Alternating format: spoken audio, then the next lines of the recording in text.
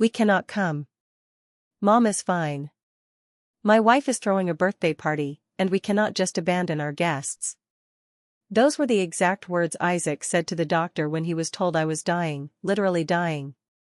My heart had failed 3 times in the ambulance, and my 42-year-old son chose Mayla's appetizers over his mother's life. I lay here, hooked up to machines that keep my heart beating, staring at the ceiling of this cold hospital room. I am completely alone. The heart monitor beeps erratically, reminding me that each beat could be my last. And my sons are toasting with champagne. The smell of disinfectant mixes with the metallic taste in my mouth since I woke from emergency surgery. My hands tremble every time I try to move them, and it is not just the medication. It is the rage coursing through my veins like pure venom. "Mrs. Stone, please try to rest," whispers Fiona, the night shift nurse. She is a young woman, perhaps the age of my daughters-in-law, but her eyes hold a compassion I have not seen in my own family for years. "The doctor said, the most important thing now is for you to stay calm." Calm? How can I be calm when I have just discovered that, to my children, I am less important than a party? Dr. Miller was very specific when he told me about the calls. His words still echo in my head like hammer blows. I told them explicitly that this could be her last night, that the heart attack was massive, and that we needed them to come immediately. Benjamin's response was even worse than his brother's. "Doctor, she cannot wait until tomorrow. Diana organized everything weeks in advance, and all the guests have already arrived. My mom is strong. She has always recovered from everything. I have always recovered from everything." That phrase reverberates in my head like a painful echo. I recovered when their father abandoned us 25 years ago, leaving me with 2 teenagers and mountains of debt. I recovered when I had to work 3 jobs to put them through private college, cleaning offices at dawn, waiting tables at a diner during the day, and sewing clothes late into the night. My fingers still bear the scars from the sewing machine.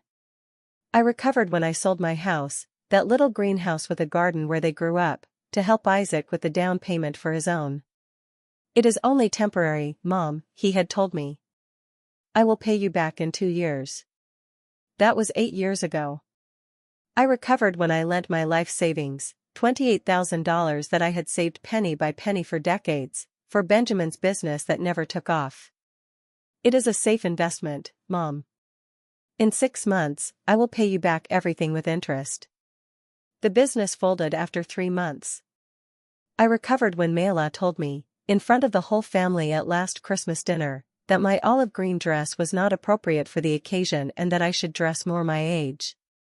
I recovered when Diana decided my Sunday dinners were too much work and that it was better to order takeout.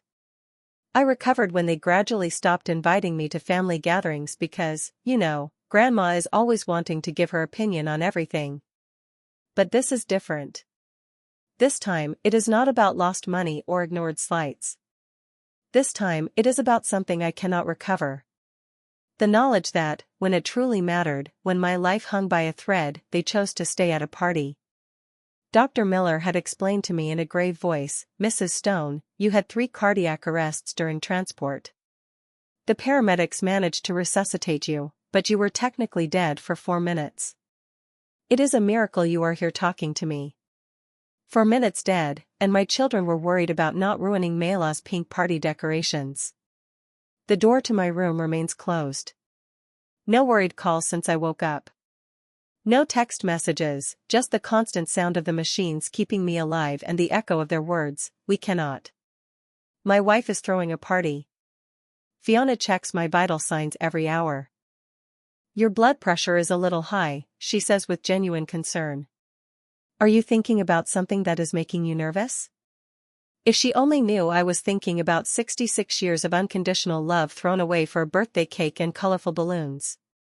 At this moment, as I look at the city lights through the hospital window, something inside me is breaking definitively, and it is not my heart.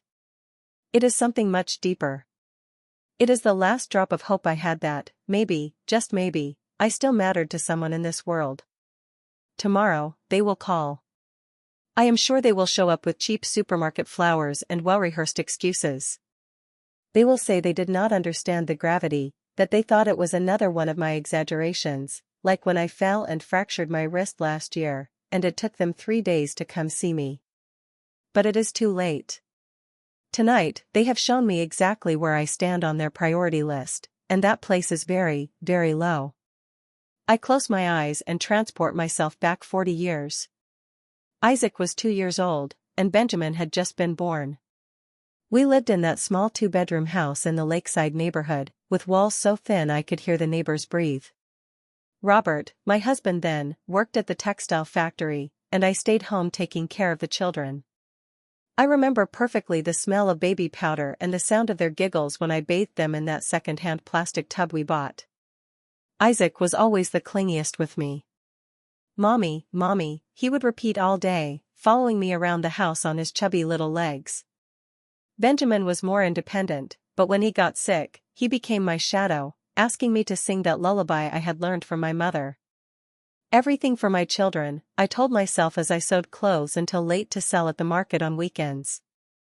Every extra dollar went directly to their needs: new shoes when they grew, school supplies, Isaac's soccer classes, Benjamin's guitar lessons. I wore the same gray dress for 2 years straight, but they were always impeccable. The first sign that something was changing came when Isaac turned 25. He had met Mayla at his job, a calculating woman with a perfect smile and always immaculate nails. The first time he brought her to dinner, she examined my house as if she were evaluating a dilapidated property. "Cecilia," she said to me with a smile that did not reach her eyes, "do you not think it would be better if Isaac and I spent Christmas at my place this year? My family has deeply rooted traditions, and, well, my mother is used to doing things a certain way." That Christmas, I ate alone for the first time in 25 years. The turkey I had bought remained untouched in the refrigerator for a week. When I asked Isaac how dinner had been, he replied, "It was amazing, Mom. Mayla's house is spectacular. It has a dining room that looks like it is straight out of a magazine, and the food, well, her mom is a really good cook," as if my 30 years of cooking for him had meant nothing. Benjamin followed the same pattern 2 years later. Diana was different from Mayla, more subtle in her manipulations. She did not exclude me directly. She simply made small comments that accumulated like raindrops until they formed a puddle of insecurity. "Oh, Cecilia, how lovely your red sweater is," she would say with a condescending smile. "It is very vintage, is it not?" I always tell Benjamin that women our age need to update their wardrobes once in a while. Or when I prepared my famous lasagna, that recipe I had perfected for decades, "It is good, mother-in-law, although it is a little heavy for my digestion. I prefer lighter, more modern food." Benjamin has gotten used to my cooking style. Invitations to family dinners began to spread out. First, it was, "Diana is not feeling well and prefers something intimate." Then, "The kids have a lot of homework and need peace and quiet." Finally, they simply stopped inviting me. Linda, my lifelong neighbor, told me bluntly one afternoon while we were having coffee, "Cecilia, dear, your daughters-in-law are pushing you away from your sons." It is the oldest story in the book. I have seen this movie 1,000 times, but I refuse to believe it. They are good girls, Linda. They just need time to adapt to the family. Adapt? They have been married for 5 years, Cecilia. They have already adapted. They have adapted you to be the grandma who shows up for emergencies and leaves quietly. She was right, but it hurt to admit it. I had started to feel like a stranger in my own children's lives. Phone conversations became mechanical. "Hi, Mom.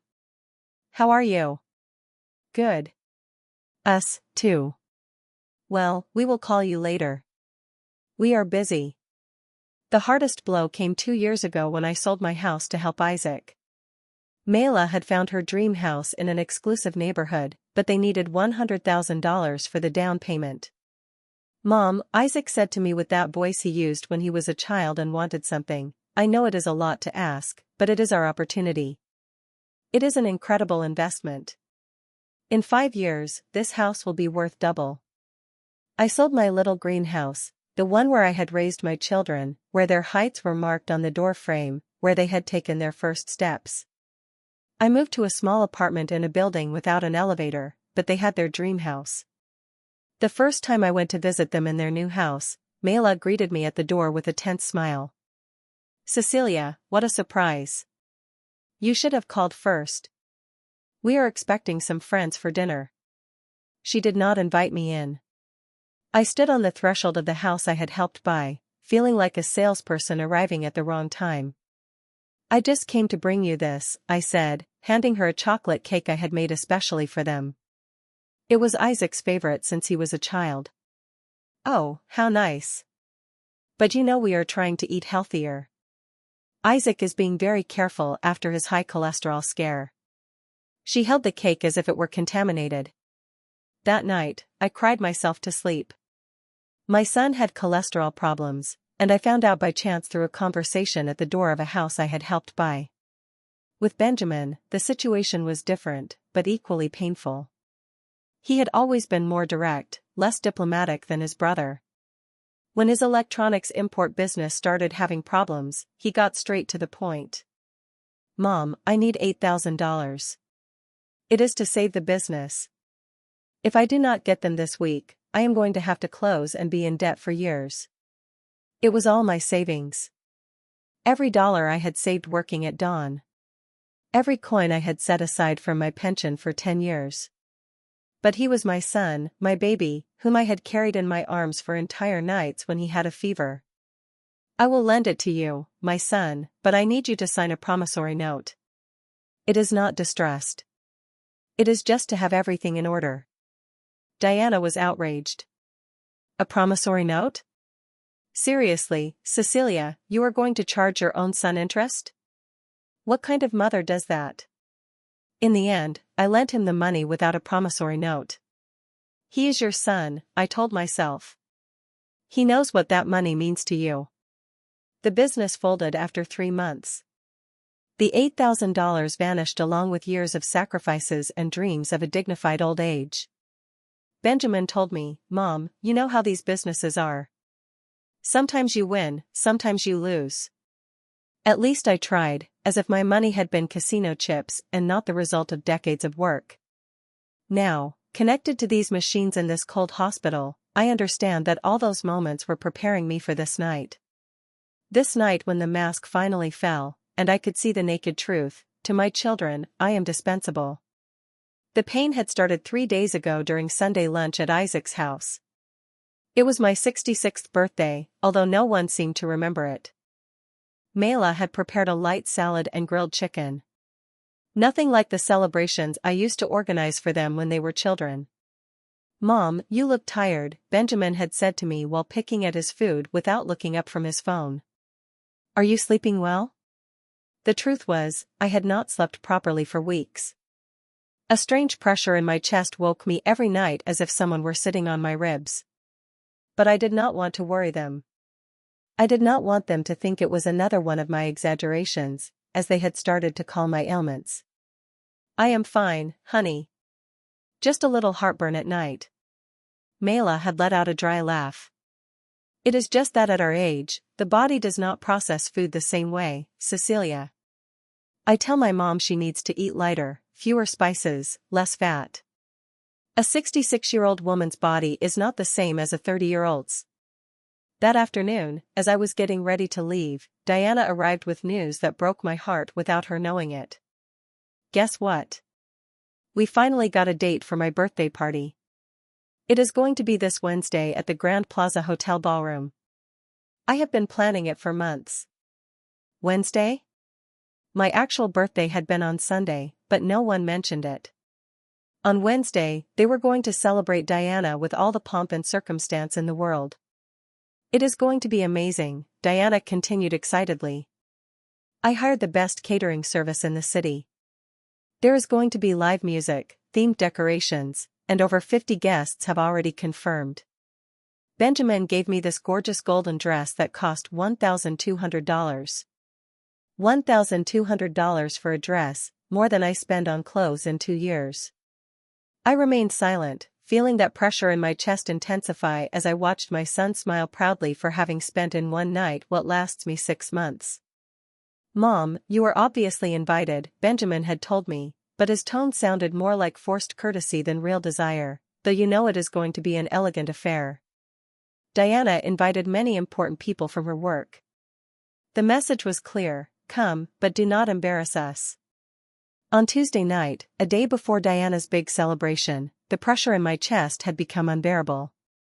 My left arm ached, and I had nausea that made me double over in bed. I called Isaac late at night. Mom, what is wrong? We are watching a movie. My son, I feel very sick. I have a chest pain that will not go away. Did you take anything? Chamomile tea? Maybe it is stress. You have been very tense lately with Diana's party. Look, we will stop by to see you tomorrow after the celebration. I hung up, feeling more alone than ever. Even my pain had to wait for my daughter-in-law's party to end. That night, I could not sleep for a minute. The pain spread through my jaw, my neck, my back. It was as if a giant elastic band was tightening around my torso. I called Linda. My dear, that does not sound good at all, she said after hearing my symptoms. I am coming over and taking you to the hospital. No, Linda, it is Wednesday. It is Diana's party. I do not want to ruin. Ruin what, Cecilia? You are describing heart attack symptoms. Do you think a party is more important than your life? It turns out it was. It turns out that, for my children, a party was more important than my life. Linda arrived at my apartment and found me sitting on the edge of the bed, sweating coldly and breathing with difficulty. We are going to the hospital right now, she said with that firmness that only true friends have. In the taxi to the hospital, the pain intensified to the point of being unbearable. It felt as if a knife was being plunged into the center of my chest and slowly twisted. I squeezed Linda's hand with all my might. Hang in there, Cecilia. We are almost there. In the emergency room, everything happened very quickly. The electrocardiogram showed worrying irregularities. My blood pressure was through the roof, and the cardiac enzyme levels confirmed what the doctors already suspected. I was having a massive heart attack. We need to operate immediately, Dr. Miller had told me as he prepared the gurney to take me to surgery. Is there anyone we can call? Close family. With a voice choked by pain and medication, I gave them my children's numbers. Please tell them it is urgent to come now. Linda stayed holding my hand until they took me to the operating room. I will stay here until you come out. My dear, you are not alone. But I was alone. As they administered the anesthesia, the last thing I thought about was my children getting ready for a party while I fought for my life. I woke up later with Fiona checking my vital signs and Linda asleep in the chair next to my bed. My children were conspicuously absent. Did my children call? It was the first thing I asked. Although from Fiona's expression, I already knew the answer. The doctor spoke with them during the surgery. He explained that you had 3 cardiac arrests, that the situation was critical, that they needed to come immediately. My heart, already weak, shrank even more. And what did they say? Fiona hesitated before answering. She clearly did not want to be the messenger of this betrayal. But I needed to hear the whole truth. Your oldest son said they were at a very important party, that they could not abandon the guests, that you had always been strong, and that they were sure you would recover. Tears began to roll down my cheeks uncontrollably.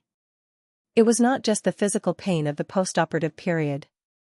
It was the pain of discovering that Diana's party, with its $1,200 golden dress and elegant appetizers, was worth more than all the years I had dedicated to raising them. Your youngest son, Fiona continued softly, asked if they could come tomorrow morning after the celebration ended. Linda woke up hearing my crying and immediately came closer to the bed. My dear, what happened? Does something hurt? Everything hurts, Linda. It hurts to have dedicated my entire life to 2 children who prefer a party to knowing if their mother is going to survive the night. At that moment, staring at the hospital ceiling while my children toasted with champagne, I made a decision that would change everything forever. The next 3 days were a roller coaster of emotions I never thought I would have to experience. Every hour that passed without a call from my children felt like a deeper stab in an already literally broken heart. Fiona had started to avoid my gaze when I asked her if anyone had called asking about me. On Thursday morning, 24 hours after Diana's party, the room phone finally rang. My heart raced so much that the machine started beeping alarmingly. It was Isaac. "Mom, how are you? We just found out you were in the hospital. Why did you not tell us anything?" Blood rushed to my head. After everything that had happened, after the doctors had called them multiple times, he had the audacity to ask me why I had not told them anything. "Isaac," I said in a voice I did not recognize as my own. "The doctors called you on Wednesday. They told you I was dying and that they needed you to come immediately." There was an awkward silence on the other end of the line. "Oh, yeah. Well, Diana's party was very important. People had come from very far away. We could not just cancel everything. Besides, you have always been very strong, Mom. We thought it could wait a few hours." "A few hours? My life could wait a few hours." "Mom, do not be dramatic. You are fine now, right? The doctor said the operation was successful. Look, we will stop by to see you Sunday after lunch. Does that work?" "Sunday? 3 days away. My first heart attack could wait until after Sunday lunch." I hung up without saying goodbye. Fiona, who had been pretending to organize medications to give me privacy, approached with a worried expression. "Mrs. Stone, your blood pressure just skyrocketed. Are you okay?" "No, Fiona, I am not okay, and I do not think I will ever be okay again." That afternoon, Benjamin arrived, but not alone. He was accompanied by Diana, who looked radiant after her successful celebration. She was wearing golden earrings that matched the dress she had worn to the party, and her makeup was perfectly applied. I, meanwhile, had greasy hair, a stained hospital gown, and tubes coming out of my arms. "Mother-in-law, how are you? You gave us quite a scare," Diana said with a smile that did not reach her eyes. Benjamin told me what happened. What bad luck that had happened just on the day of my party, right? Bad luck. As if my heart attack had been a planned inconvenience, specifically to ruin her celebration. "The party was incredible, Mom," Benjamin told me as he sat in the chair furthest from my bed. "You should have seen the decorations. Diana really outdid herself. Over 60 people came, including Diana's boss and several important clients from my work." He was talking about the party while I had been fighting for my life. He was talking about the decorations and the important contacts they had made. "How are you feeling?" Diana asked me, but her tone suggested she expected a short, positive answer. "You look much better than we expected. Doctors nowadays work miracles, right?" "The doctor said I had 3 cardiac arrests," I told them, observing their reactions. "I was clinically dead for 4 minutes." Benjamin shifted uncomfortably in his chair. "Well, but it is over now, Mom. The important thing is that you are alive and recovering." "The important thing," I repeated, feeling something inside me harden like cement, "is that while I was dying, you were eating appetizers and laughing with guests." Diana frowned. "Cecilia, it is not fair that you are making us feel guilty. We did not know it was that serious. Besides, what were we going to do at the hospital? We are not doctors. It was better for us to be where we could be useful. Organizing the party that had cost so much money and effort. Useful? Organizing a party was more useful than accompanying their dying mother-in-law." "Look, Mom," Benjamin interrupted. "Diana and I talked, and we decided we are going to help you more. We can stop by to see you once a week, maybe on Sundays after lunch. And if you need something urgent, you can always call us as long as it is not during work hours or when we have important commitments." Once a week after lunch, if they did not have important commitments. It was at that moment, looking at my youngest son talk to me as if I were a burden to be redistributed on his agenda, that something definitively broke inside me. It was not my heart. This time, it was something much deeper. It was the last shred of hope I had that, maybe somewhere, very hidden, there was still something of the love I had planted in them all these years. "You know what?" I said to them in a strangely calm voice. "You are right. You should not feel guilty." Both visibly relaxed, thinking I had understood their point of view. "You should not feel guilty," I continued, "because to feel guilty, you need to have a conscience, and you clearly lost yours a long time ago." Diana's expression changed immediately. "Cecilia, there is no need to be rude. We came here to support you, even though we have 1,000 things to do." "To support me," I laughed, but there was no humor in my laughter. "You came to fulfill the minimum social effort required to be able to say you visited your sick mother. You came so you could sleep peacefully, knowing you did your good deed for the day." Benjamin stood up, clearly annoyed. "Mom, you are being unfair. We just explained why we could not come earlier. Diana's party was important to us for our future. We cannot cancel our lives every time you have a health problem." "Every time I have a health problem, as if heart attacks were colds I caught regularly to get attention." "You are right, my son," I told him, feeling a strange calm take over me. "You cannot cancel your life, and I will not ask you to ever again." Diana smiled, thinking she had won. "I am glad you understand, mother-in-law. It is important that we all have healthy boundaries in family relationships." Healthy boundaries. That was an interesting way to describe emotional abandonment. They stayed another 10 minutes talking mainly among themselves about their weekend plans, about a trip they were planning for next month, about a new rug Diana wanted to buy for the living room. I was just a silent spectator of their prosperous and busy lives. When they finally left, vaguely promising to return soon, I was left alone with Fiona and the weight of a revelation that was changing me completely. "Mrs. Stone," Fiona said to me as she checked my "I do not like how you look. Do you want me to call someone else? Do you have other family members, close friends?" "I have Linda," I said. And apparently that is more than I had with my own children. That night, as I listened to the sounds of the hospital and felt the throbbing pain in my scarred chest, I began to plan something I never thought I would have to do. Something definitive, something that would show them the true cost of their decisions. That night, I could not sleep.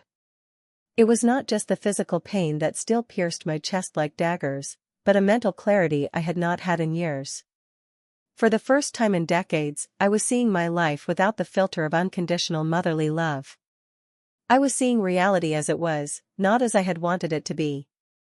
I sat up in the hospital bed and asked Fiona for paper and a pen. "Are you going to write letters, Mrs. Stone?" she asked me with that sweetness I had come to appreciate more than the visits of my own children. "Something like that," I replied. "I need to put my thoughts in order." I began to write, and the words flowed as if they had been waiting for years to come out. It was not just a letter. It was a complete inventory of my life. An emotional accounting I had never had the courage to do. "Dear Isaac and Benjamin," I wrote with a trembling hand. "For 66 years, I have lived for you. Every decision I made, every sacrifice I made, every dream I abandoned was with your well-being and happiness in mind. Today, lying in this hospital bed after having been clinically dead for 4 minutes, I finally understand that you have not lived a single day thinking about mine." Tears began to fall onto the paper, smudging some words, but I continued writing. I had 66 years of things to say. When your father abandoned us, I was 35 years old, and you were 18 and 10 respectively. I was young. I was attractive. I had suitors who wanted to start a family with me. But I chose to stay alone to dedicate myself completely to you. I did not want any man to make you feel like you were a burden or that you were in the way. I sacrificed the possibility of having a partner, of having more children, of having a full love life because you were my absolute priority. I remembered Mr. Douglas, the widower who lived across the street and who for years brought me flowers every Friday. He was a good, hard-working man who courted me with the patience of someone who understands the value of important things. But I always told him that I could not think about romance, that my children needed me. He married another woman 5 years later, and I continued alone raising them. I worked 3 jobs for 8 years to pay for your private college, I continued writing. I cleaned offices early in the morning. I worked at the diner during the day and sewed clothes late into the night. I slept 3 hours a day from Monday to Saturday. Sundays I dedicated completely to you. I washed your clothes, cooked your favorite meals, helped you with homework, took you to the park. My hands started to ache, but I needed to write everything. It was as if, by putting it on paper, I was finally giving real weight to all those years of silent dedication. Isaac, when you married Mela, I sold my house to help you with the down payment for yours.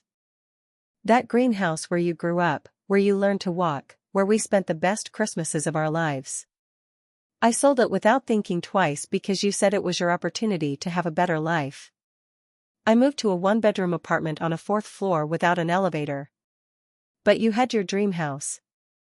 I stopped writing for a moment to wipe away my tears. Fiona approached with concern. Are you feeling well, Mrs. Stone? Your blood pressure is going up again. I am fine, honey. For the first time in years, I am perfectly fine. I continued with the letter. Benjamin, when your business was failing, I lent you my life savings, $28,000 that I had saved dollar by dollar for 10 years, working weekends until I was 70, selling food at the door of my building, saving every penny of my pension. It was my security for old age, my peace of mind to be able to get sick without being a burden to anyone. But you needed that money, and I gave it to you without hesitation. The irony hit me like a slap. I had spent my financial security so they would not see me as a burden, and now they saw me as exactly that, a burden. But none of this matters now, I wrote, feeling that each word freed me a little more. What has really killed me has not been the financial sacrifices. What killed me was discovering that on Wednesday, when I was fighting for my life on an operating table, you were toasting with champagne at a party. I closed my eyes and allowed myself to relive that humiliation once more. It was necessary to feel the full weight of that betrayal to be able to do what I had to do. The doctors called you to tell you that my heart had failed, that I had had multiple cardiac arrests, that the situation was critical. They literally told you this could be your mother's last night. And you replied that you could not come because there was a party, a birthday party with appetizers and live music was worth more than the life of the woman who brought you into the world. The words were becoming blurred by tears, but I continued. I needed to finish today. I understood something I should have understood years ago. You do not love me. Maybe you cared for me when you were children and needed me, but that feeling evaporated the moment you became independent. Now I am just an uncomfortable social obligation, someone to visit occasionally to keep up appearances. My hand trembled as I wrote the next lines because I knew that, once I put them on paper, there would be no turning back. That is why I have made a decision that will change our lives forever. I will not continue to live as a mother begging for crumbs of attention from children who see me as a nuisance. I will not continue to pretend that obligation visits and courtesy calls are enough for me. I will not continue to accept that my life has less value than a party, than a dinner with friends, than a busy weekend. I paused to catch my breath. My heart was pounding, but it was not fear I felt. It was liberation. When you read this letter, I will already be gone from your lives forever. Do not look for me. You will not find me. I have decided to start over in a place where no one knows my story, where I can simply be Cecilia, not the abandoned mother who sacrificed herself for ungrateful children. Fiona approached again. Mrs. Stone, you should rest. I am almost done, honey. Just a few more lines. I am not making this decision out of anger, but out of self-love. The same love I gave you all these years, I will finally give to myself. I deserve to be surrounded by people who value my presence, who care about my well-being, who choose my company instead of tolerating it. I was reaching the end, and each word brought me closer to the freedom I had been unknowingly seeking. Do not expect me to come back. Do not expect a reconciliation. This is my definitive goodbye. Be happy with your busy lives, your important parties, and your clear priorities. I will be happy away from you. I signed with my full name, Cecilia Rosewood, your mother, until today. I carefully folded the letter and put it in the nightstand drawer. Tomorrow, I would give it to Linda with specific instructions on when to deliver it. For the first time in days, I fell asleep without crying. On Friday morning, I woke with a strange feeling in my body. It was not the physical pain I had been carrying since the heart attack. It was something different, a mixture of nervousness and excitement I had not felt in decades. It was the feeling of being about to take control of my own life for the first time in years. Linda arrived early as she had been doing every day since my operation. She brought a thermos of homemade coffee and that warm smile that reminded me that there were still people in the world who genuinely cared about me. "Good morning, dear. How did you wake up? You look different today, more peaceful." "Linda, I need you to do me a very important favor. Perhaps the most important I have asked you in all these years of friendship." She sat in the chair next to my bed with a serious expression. "Tell me what you need, Cecilia. You know you can count on me for anything." I handed her the letter I had written during the early morning hours. "I need you to give this to my sons, but not now. Wait until Sunday afternoon to visit me."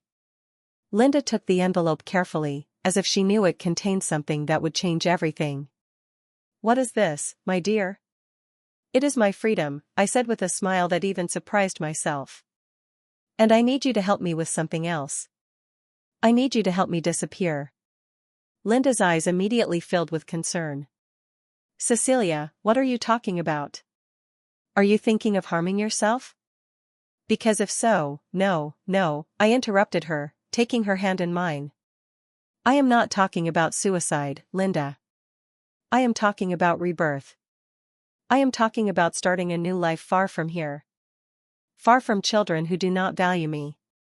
Far from this city where every corner reminds me how much I have given and how little I have received in return." I explained my complete plan. For the past few hours, I had been thinking about every detail as if my mind had been waiting for years to plan my own liberation. "I have money saved in an account my children do not know about." I told her, "It is not much, but enough to start. It is $8,000 I have been saving from my pension for the last 3 years after Benjamin lost my savings in his failed business. I have it at the National Bank in an account solely in my name." Linda listened to me with a mixture of admiration and concern. "But Cecilia, where are you going to go? Do you have family in another city?" "I have a cousin in Dallas, Hope. We have not spoken in 5 years, but I know she lives alone in a big house she inherited from her husband. I am going to write to her. I am sure she would take me in for a while until I get settled." It was true. Hope had always been different from the rest of the family. She was an independent woman who had never married or had children and who had always told me she admired my strength. On the few occasions we spoke on the phone, she had hinted that if I ever needed a change of scenery, her house was open to me.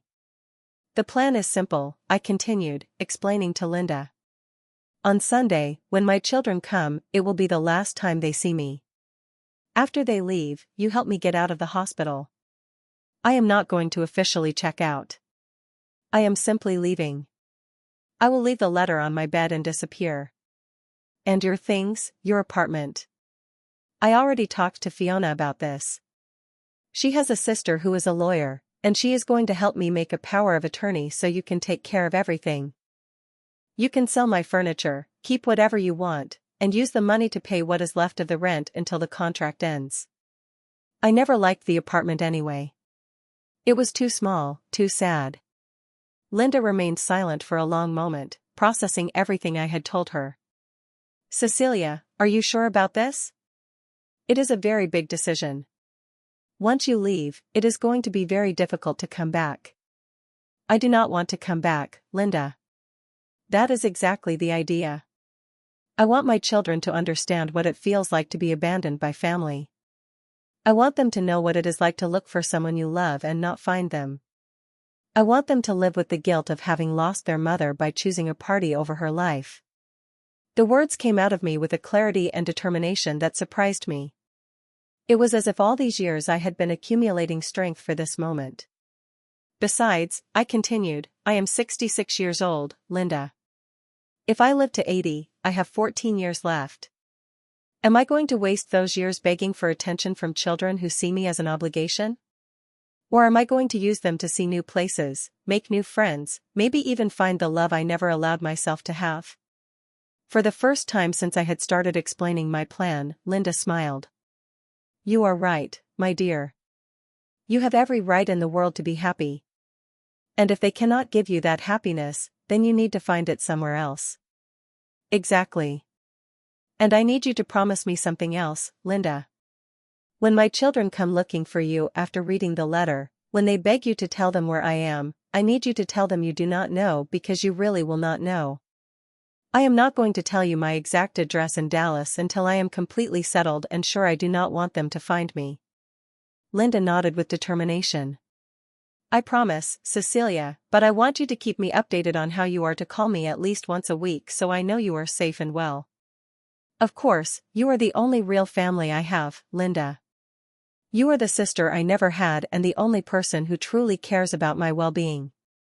We spent the rest of the morning planning the details. Linda would take care of contacting Fiona's sister for the legal papers. I would call my cousin Hope from the hospital phone to explain my situation. I also needed to withdraw my $8,000 from the bank and convert it to cash for the trip. You know what is the saddest thing about all this? I said to Linda as we organized the last details. That I am more excited about this new life than about anything that has happened in the last 10 years. I feel like a teenager planning to run away from home. But instead of running away from controlling parents, I am running away from ungrateful children. It is not sad, my dear. It is liberating. You have spent your entire adult life living for others. It is time for you to live for yourself. That afternoon, I called Hope from the hospital phone. Her voice sounded surprised, but genuinely happy to hear from me. Cecilia, what a nice surprise. How are you, cousin? Hope, I need to tell you something important. I am going through a very difficult situation with my children, and I need to make a radical change in my life. Is your invitation from years ago to visit you in Dallas still open? She did not hesitate for a second. Of course, cousin. This house is too big for me alone, and I would love to have company. What is going on? Are your children okay? My children are perfectly fine, I replied with a bitterness I could not hide. So much so that they do not need their mother for anything. I will tell you everything when I arrive, but I need to leave here as soon as possible. Come whenever you want, Cecilia. You have a room waiting for you here for as long as you need. When I hung up the phone, I felt as if I had just bought a ticket to freedom. Sunday arrived faster than I expected. I woke up early with a mixture of anxiety and excitement that churned my stomach. It was my last day being Isaac and Benjamin's mother. Tomorrow morning, I would simply be Cecilia, a free woman starting a new life. Fiona noticed my nervousness as she checked my vital signs. You look very tense today, Mrs. Stone. Are you worried about something? On the contrary, honey, I am excited. Today is the last day of a life that no longer serves me. During the morning, I mentally reviewed everything I had planned. Linda had withdrawn my $8,000 from the bank on Friday and had it stored at her house. Fiona's sister had prepared the power of attorney that would allow Linda to handle my legal affairs. My cousin Hope was waiting for my arrival in Dallas with open arms. Everything was ready. Isaac and Benjamin arrived exactly after lunch, as they had promised. Diana came with Benjamin wearing a new coral-colored dress that probably cost more than I spent on food in 2 months.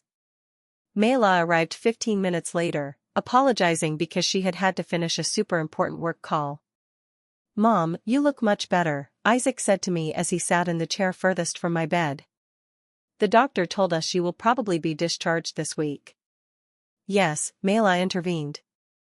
We said it was impossible for it to be as serious as the doctors had said. You have always been very strong, as if my strength were an excuse for their abandonment. And what plans do you have when you leave the hospital? Diana asked me with that false smile she had perfected. I hope you understand that with our work schedules, it is going to be difficult for us to visit you very often, but we can call you on weekends. Call me on weekends if they did not have more important commitments, of course. In fact, Benjamin said, Diana and I were talking and we thought it might be a good idea for you to consider moving into one of those senior living facilities, you know, where there are nurses and activities to keep you busy. A nursing home. They wanted to put me in a nursing home after abandoning me during my heart attack. There are some very nice ones, Diana continued, excited by the idea. We visited one last weekend just to check it out. It is very clean. The food looks decent, and it is not that expensive. It costs about $2,000 a month, but with your pension and a small contribution from us, it would be totally feasible. $2,000 a month, the same amount Diana's dress cost for her birthday party. Best of all, Isaac added, is that you would be surrounded by people your age. You could make friends, play cards, participate in activities. It would be much better than being alone in that apartment where no one can take care of you if something happens. I remained silent, watching my two sons plan my life as if I were a logistical problem that needed solving. They were not asking me what I wanted to do. They were informing me that they had decided for me. Besides, Mayla continued, it would be safer for everyone. If you have another medical emergency, the staff there could handle it without us having to abandon our jobs or important commitments. There was the naked truth. They wanted to ensure that the next time I was dying, they would not be bothered during their important commitments. And when did you plan to implement this plan? I asked them with a calm that surprised me. Well, there is no hurry, Benjamin said. But maybe in the next 2 or 3 months. That way you have time to get used to the idea, and we can save for the initial payment. 2 or 3 months, the time they gave me to prepare for my official exile. You know what? I said to them, feeling a strange smile forming on my lips. I think you are right. I think I need to make a radical change in my life. The 4 of them visibly relaxed, thinking I had accepted their plan. I am glad you see it that way, Mom. Isaac said, it is going to be best for everyone. Without a doubt, I added, it is going to be best for everyone. They spent the next hour talking among themselves about the details of the senior living facility, about their work plans, about the vacations they were planning for next month. I was just a silent spectator of the conversation about my own future. Diana showed Mayla photos on her phone of the birthday party, that celebration that had been more important than my life. Look, this is the cake I ordered. Is it not beautiful? It cost $300, but it was worth every penny. $300 for a cake. A quarter of what I spent on food in an entire month. And this is the dress Benjamin gave me, she continued, swiping to another photo. Is it not divine? It is designer. It cost $1,200, but my husband says I deserve it. She deserved it. She deserved a $1,200 dress, but I did not deserve them to come see me while I was dying. They began to make the typical farewell gestures. Mayla looked at her watch for the 3rd time in 5 minutes. Diana yawned exaggeratedly. Benjamin obviously checked his phone. Well, Mom, Isaac said, standing up. I think it is time for us to go. We have dinner with Mayla's parents, and we do not want to be late. Dinner with Mayla's parents. Of course, they were in a hurry to leave. It is okay, dears. Go in peace. Each of them gave me a quick, superficial kiss on the forehead, the kind given out of obligation. Diana even wiped her lips afterward, as if my skin had left some unpleasant residue. We will call you this week, Benjamin promised from the door. And we will start researching more senior living facilities, Mayla added. Take good care of yourself, mother-in-law, Diana said with that false smile. And do not worry about anything. We will take care of everything.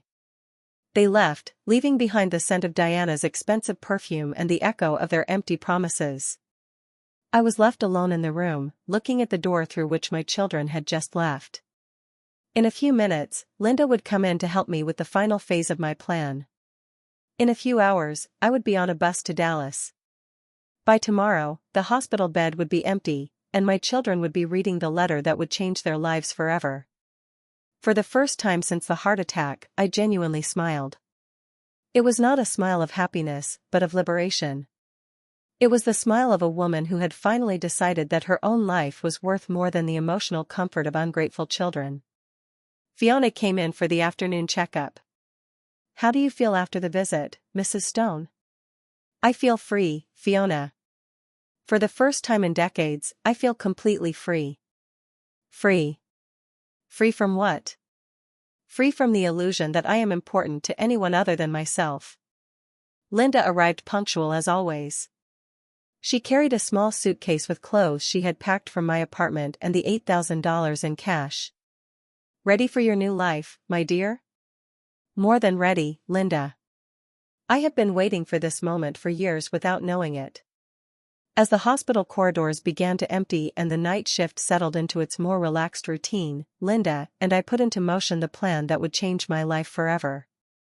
It was strange to feel so much adrenaline at 66 years old, as if I were a teenager running away from home instead of an older woman taking control of her own destiny. "Are you sure you want to do this, Cecilia?" Linda asked me one last time as she helped me get dressed in the clothes she had brought from my apartment. "Once we leave here, there will be no turning back." "Linda, I have been 40 years without turning back. From the day I decided my children were more important than myself, I have not had a way back. This is the first time in decades that I feel like I am moving towards something, not running away from something." I put on the dark green dress I had bought last year, but had never worn because Mayla had commented that the color did not suit me. Today, it seemed perfect. It was the color of new hope, of a fresh start. Fiona came in at the exact moment we had coordinated. Her shift ended soon, and she had agreed to help us with the most delicate part of the plan, leaving the hospital without an official record of my departure. "Mrs. Stone, are you ready for this? My sister is waiting for you in the parking lot with all the legal papers you need to sign." Ready as I have ever been for anything in my life. I took the letter from the nightstand drawer and placed it on the pillow, clearly visible. It was a white envelope with my children's names written in my neat handwriting.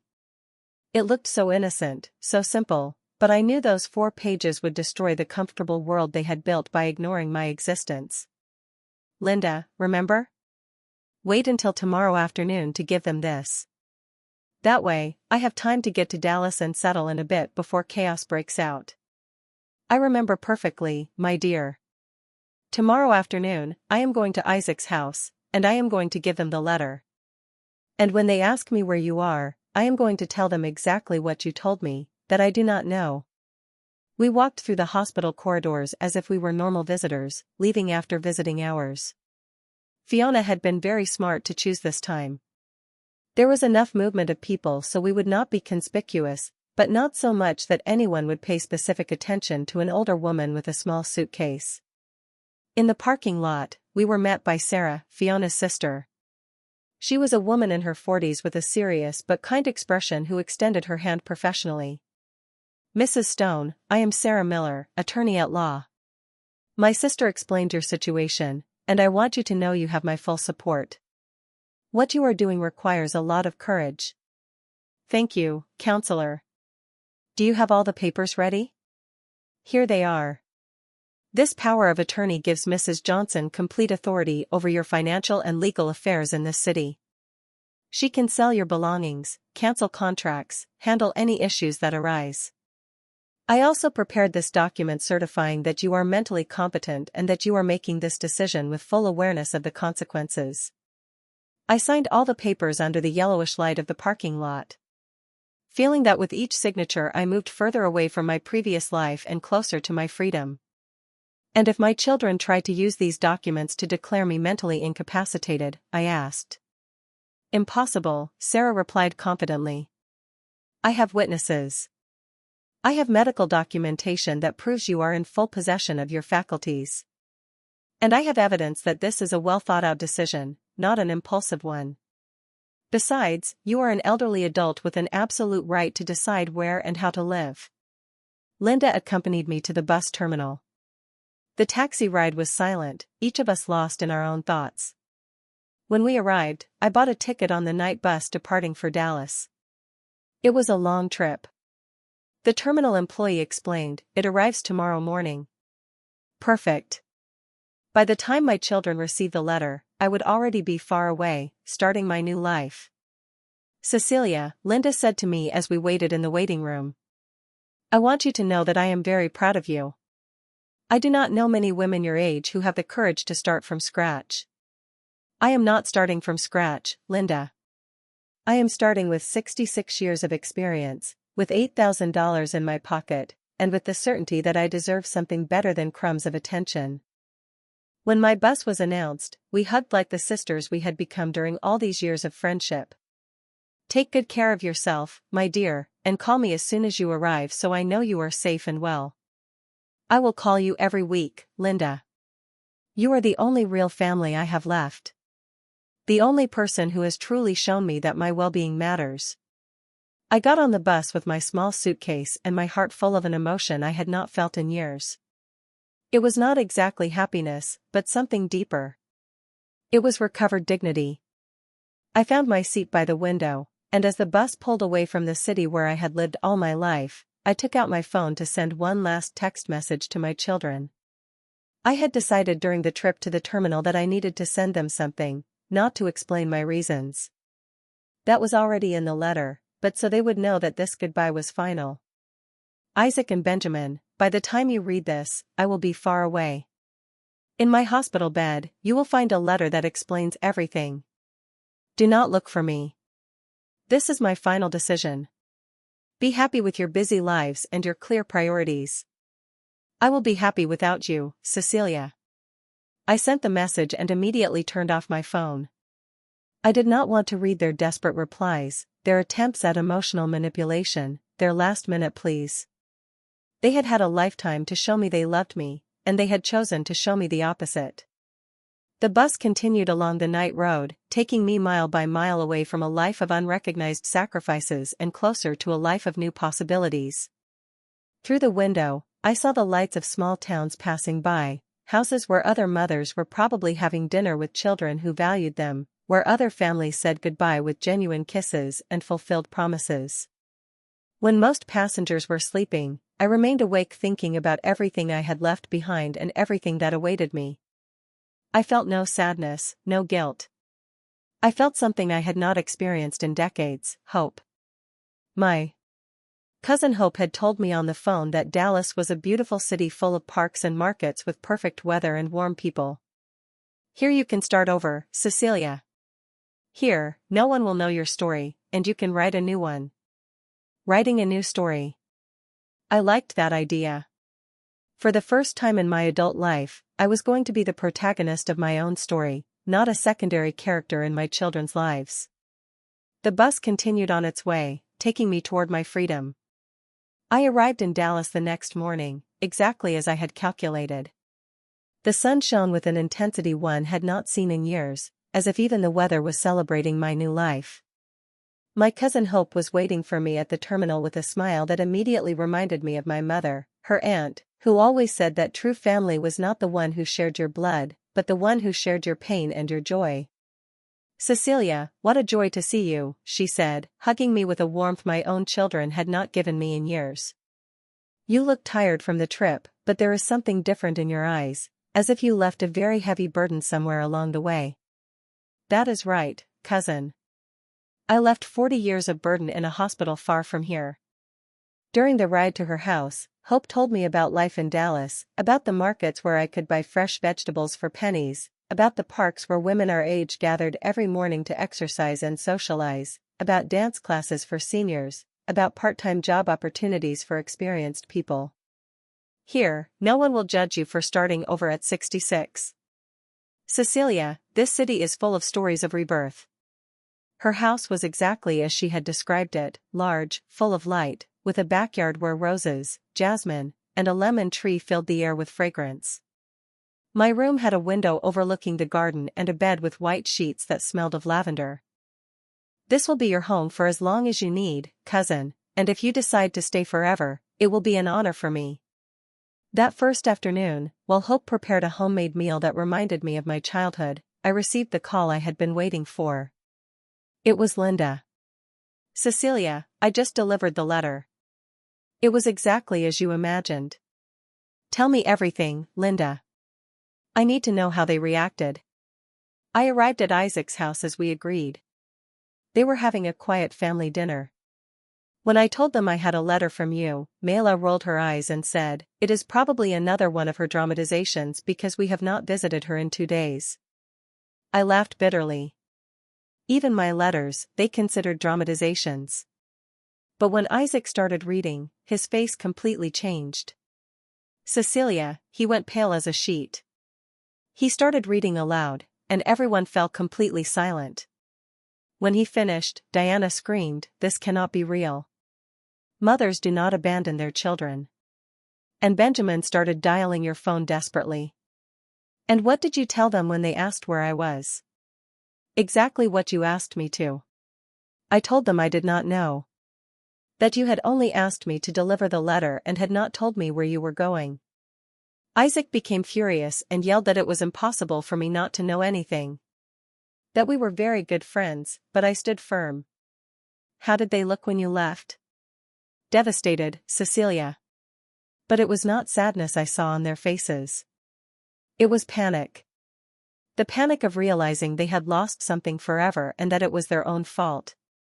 That night, lying in my new bed in my new city, with the scent of jasmine wafting through the window, I received dozens of missed calls and text messages from my children. I did not answer any, but I read them all. "Mom, please call us. We can talk about this." Isaac. Cecilia, this is ridiculous. Mothers cannot just disappear. Mela. Mom, I understand you are upset, but this is extreme. Come back, and we will fix everything. Benjamin. Mother-in-law, I think you are overreacting. We love you. We just have busy lives. Diana. The messages continued for days, becoming progressively more desperate, more pleading, more aware of the magnitude of what they had lost. Mom, I went to the hospital and found your bed empty. The doctor said you left without being discharged.